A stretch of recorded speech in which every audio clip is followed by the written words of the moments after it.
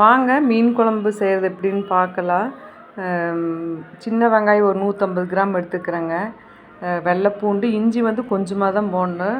நான்வெஜ்லேயும் மீனுக்கு மட்டும்தான் கம்மியாக போடணுங்க. 3 தக்காளி, நான் அன்றைக்கே சொன்னேன் புளி கம்மியாக வச்சுக்கலாம் வெயிலுன்ட்டு.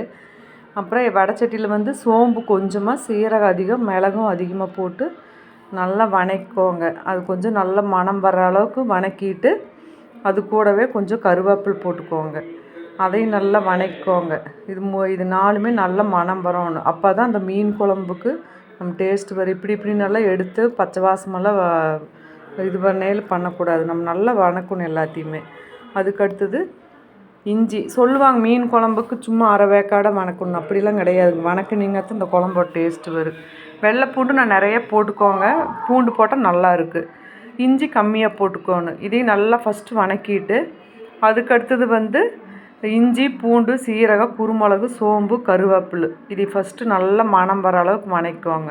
அதுக்கடுத்தது வெங்காயம், சின்ன வெங்காயம் முடிஞ்ச வரைக்கும் நான்வெஜ் குழம்புக்குள்ளே சின்ன வெங்காயம் போடுங்க. பெரிய வெங்காயம் போட்டிங்கன்னா இனிச்ச மாதிரி இருக்குது. சின்ன வெங்காயம் நான் தோல் 1க்கு 2 தான் எடுத்துருக்கிறேன். ஒன்றும் பிரச்சனை இல்லை, தோலோடு போட்டாலும் தப்பில்லை. இது ரொம்ப சின்ன வெங்காயங்காட்டி இப்படி போட்டுக்கிறேன். சின்ன வெங்காயத்தை நல்லா வணக்குவாங்க. வணக்கிட்டு அதுக்கடுத்தது வந்து என்ன பண்ணணும்னா சின்ன வெங்காயம் இதையும் அப்படி தான் நல்லா வணக்கணுங்க. எதுவுமே நம்ம எந்த அளவுக்கு நம்ம வணக்கிறோமோ அந்த அளவுக்கு குழம்பு ரொம்ப டேஸ்ட்டாக இருக்குது. பச்சை வாசமெல்லாம் அடிக்காது. நம்ம வணக்கிறதுல தான் இருக்குது. நம்ம டைம் ஆயிடுச்சு அப்படி இப்படின்னு 1க்கு 2 வணக்குனிங்கன்னா நல்லா இருக்காது. அடுத்தது நல்லா பழுத்த பழங்க 3 பழம் இதே மாதிரி இந்த சைஸுக்கு. ஏன்னா நம்ம புளி வந்து அளவாக சின்ன லெமன் சைஸ் எல்லாம் நெல்லிக்காய் சைஸ் தான் நான் எடுத்துருக்கிறேன். தக்காளி வந்து நீங்கள் தக்காளி நிறைய போட்டிங்கன்னா நல்லா இருக்குது. நம்ம அளவாக குழம்புங்காட்டி நான் 3 தக்காளி போட்டிருக்கிறேன். நான் தலை மண்டை இது மட்டும்தான் போட்டு செஞ்சுருக்கிறேன் குழம்பு மீன் அவ்வளோக்கா யாரும் எங்கள் வீட்டில் சாப்பிட மாட்டாங்க. அவங்க அப்பா மட்டும்தான் சாப்பிடுவார், நான் சாப்பிடுவேன். அடுத்தது வந்து இது கூடவே மல்லித்தூள், மிளகாத்தூள், மஞ்சத்தூள், கொஞ்சம் வந்து மிளகுத்தூள் இருந்தால் அதுவும் போட்டுக்கலாம். நான் அது முழு மிளகு அதில் போட்டனால நான் தூள் போடலிங்க. வரமிளகாத்தூள் நீங்கள் காற்றுக்கு தகுந்த மாதிரி போட்டுக்கோங்க. அதையும் நல்லா எண்ணெயில் நல்லா வணக்குவோங்க. மெயினே இந்த தேங்காய் தாங்க. தேங்காய் பாலும் ஊற்றலாம். தேங்காய் இது கூடவே நம்ம தேங்காய் பாலுன்னா தேங்காய் பால் கடைசியாக கொதி வந்ததுக்கப்புறம் ஊற்றுங்க. நான் தேங்காய் பூவே போட்டுக்கிட்டேன். அதையும் நல்லா வணக்கணும். ஒவ்வொருத்தர் என்ன பண்ணுவாங்கன்னா இந்த வெங்காயமெல்லாம் வணங்கினதுக்கப்புறம் அரை கிலோ மிக்சியில் இந்த இதையும் போட்டுருவாங்க, தேங்காய் பூ போட்டுருவாங்க. அப்படி போட்டிங்கன்னா தான் உங்களுக்கு குழம்பு ஒரு மாதிரி கெட்ட மாதிரி ஆயிரும். கொஞ்சம் நேரமான சாயந்தரமான சூடு. ஏன்னா மீன் குழம்பு அதிகமாக சூடு பண்ண முடியாது, மீன் உடஞ்சிரும். அதனால தேங்காய் பூவையும் கூடவே போட்டு வணக்குவோங்க. அப்போ குழம்பெல்லாம் கெடாது. இந்த வெயில் பயங்கர அடிக்கிற வெயிலுக்கு எப்படியும் கெட்டமா ஒரு மாதிரி ஆயிரும். அதனால சொல்கிறேன் நான். நல்லா ஆறுனதுக்கப்புறம் மிக்ஸி ஜாரில் நல்லா பேஸ்ட்டாக நல்லா அரைச்சிக்கோங்க. இன்னொரு சின்ன டிப்ஸ் சொல்கிறேங்க. நம்ம லேட்டாச்சு சூடாக இருக்குது அப்படின்னா ஃபஸ்ட்டு ஜாரில் கொஞ்சம் தண்ணி விறுவிறுன்னு தண்ணி ஊற்றிட்டு அதுக்கப்புறம் கூட நீங்கள் போட்டு அரைச்சிக்கலாம். வேலைக்கு போகிறவங்களா அர்ஜெண்ட்டாக இருந்தால் ஒரு சின்ன டிப்ஸ் அவ்வளோதான். குழம்ப தாளிச்சிக்கலாங்க. ஒரு கடாயில் கொஞ்சமாக வெந்தயத்தை போட்டு நல்லா அது மணம் வரணும். பொரிஞ்சதுக்கப்புறம் கடுகையும் போட்டு அது கூட கருவேப்பிலையும் போட்டுக்கோங்க. இது நல்லா பொரிஞ்சு அந்த ஸ்மெல்லு வரும்.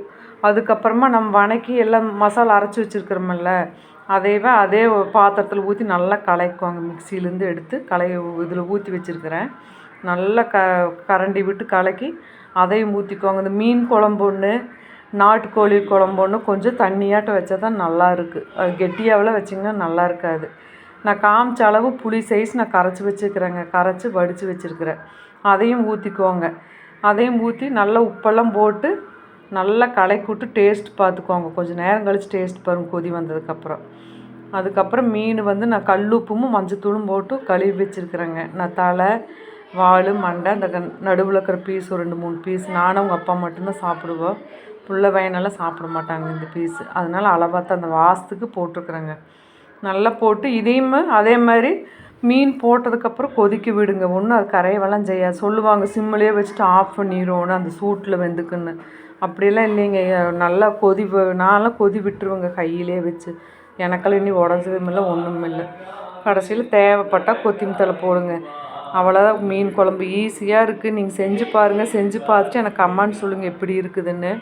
இன்றைக்கி ஒரே வேலைங்க. இதில் வேறு இடையில வேறு இந்த பொள்ளாச்சி தீர்ப்பு, எங்கள் ஊர் பொள்ளாச்சி இது என்னன்ட்டு ரொம்ப சந்தோஷமாக இருந்துச்சு. இதிலே தெரிஞ்சுக்கணும் எப்போ எவன் தப்பு பண்ணாலும் இது என்றைக்கு இருந்தாலும் தண்டனை அனுபவிச்சுதாகணும். இது ரொம்ப சந்தோஷமான நியூஸு. அப்பப்போ நியூஸையும் போய் பார்த்துக்கிறது. மாவாட்டிகிட்டு இருந்தேங்க. ஐயோ ஒரே வேலை இன்றைக்கி. பாத்திரமெல்லாம் கழுவிட்டு வேலை முடிஞ்சுதுங்க எப்படியோ. அடுத்தது மீன் வந்து உங்களுக்கு ஃப்ரை பண்ணுறது மசாலாலாம் போடுறது உங்களுக்கு ஷார்ட்டில் போட்டிருக்கிறேன் நான் ஷார்ட்ஸில். அதை போய் பாருங்கள். அடுத்து மீன் பொரிச்சிட்டு அவ்வளோதாங்க. எல்லாம் எடுத்து வச்சு போய் டிவிக்கு முன்னாடி உட்காந்தாச்சு. நியூஸ் பார்த்துட்டு அப்படியே ஜாலியாக சாப்பிட்டாச்சு. நீங்களாம் யார் யார் எப்படி என்ன செஞ்சீங்கன்னு கமெண்ட் பண்ணுங்கள். ப்ளீஸ் சப்ஸ்கிரைப் பண்ணுங்கள், லைக் பண்ணுங்கள்.